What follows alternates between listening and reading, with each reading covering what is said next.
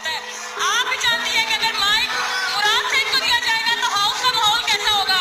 हमारा इतना अहम लेजिस्लेशन लगी होती है, आप जानबूझ के लेजिस्लेशन को लेते नहीं है।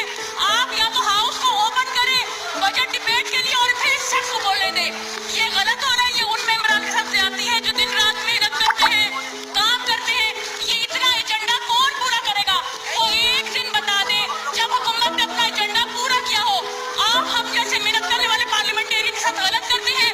आपने हाउस क्यों दिया ऐसे शख्स को जो इंतहाई बदतमीज किस्म का शख्स है, जो हाउस का माहौल खराब करता है, जिसको कोई सही बात करने नहीं आती। और दूसरा ये कि तमाम उसकी हमायत करते हैं।